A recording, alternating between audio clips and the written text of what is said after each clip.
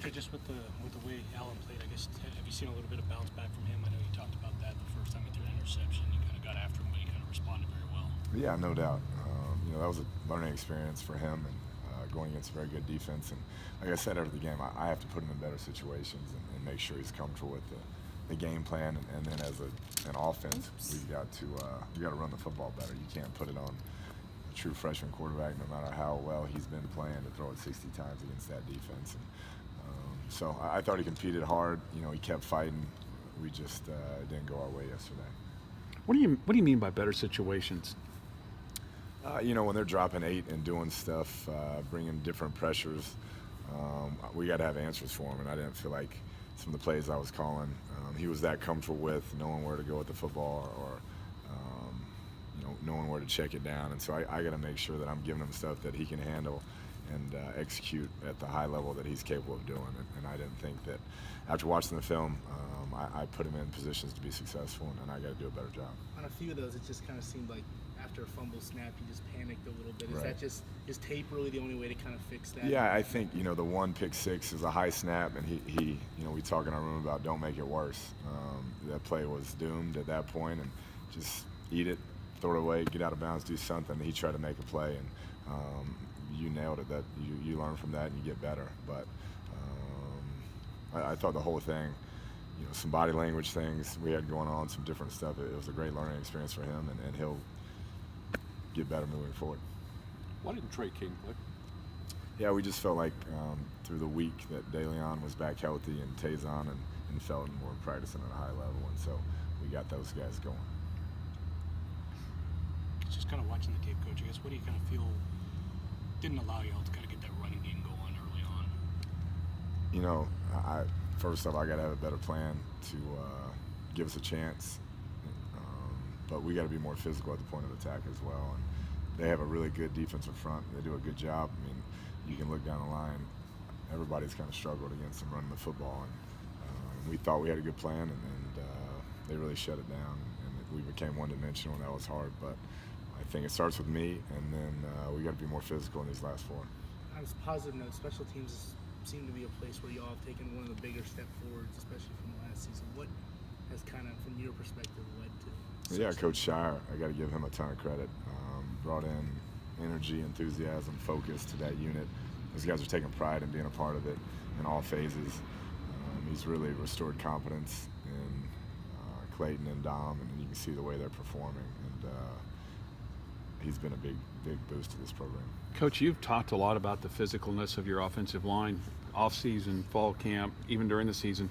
Is that just something you have to continually remind those guys that they've got to do that? I think so, and I think it's still a young group. 4 out of the 5 that was started the season were underclassmen, and Jacob hasn't played a ton, and so we're still growing together. And that front, I'm telling you, that front's really good. You watch them play against some of those teams, and they're getting after people. But in a game like that on the road, you got to find a way to run the football, and we can't have 30 yards rushing, or we're not going to win the game. Obviously, they're not the same quarterback, but is it good to have tape now of your defense against a guy like Brock Purdy, now that you have Kyler, a similar guy who can kind of make plays and fake you out? Yeah, Kyler is, he's a freak, man. Purdy's a really good young player, and he's going to be a tremendous player, but Kyler is a freak, and I've followed him since he was a sophomore in high school, and just think the world of him and what he can do on a football field. And I've never seen one better in high school, and he's starting to show it now at the college level. And I don't have enough good things to say about him. He's phenomenal. I was gonna say, he just looks like he makes it. The smoothness with which he plays, like even when he panics, it all looks like it's so easy. No doubt. I've watched him, like I said, since he was a sophomore. I've never seen him have a poor outing, not one. Which at quarterbacks, it's impossible to do, but he's done it. And I don't know. I'd take him with the first pick of the draft if I could. I know he's signed up to play baseball, but he is a dominant football player, and I would take him with the first pick. Before the start of the season, you were most confident in the defensive line. Where's that kind of expanded to now that you're more than halfway through the season? Yeah, I think it's still there. I think you have seen the emergence of Joe Wallace up front, and he's kind of wreaking havoc at times. Broderick, Eli, Colin Hill, Tony Jones, guys are making a lot of plays, and so I've been really proud of them and how they've improved over the last couple of years. National TV, night game at the Jones, blackout. What are you looking forward to most about OU? Yeah, just our players that haven't got to experience that yet. You know, I know our fans are going to come out.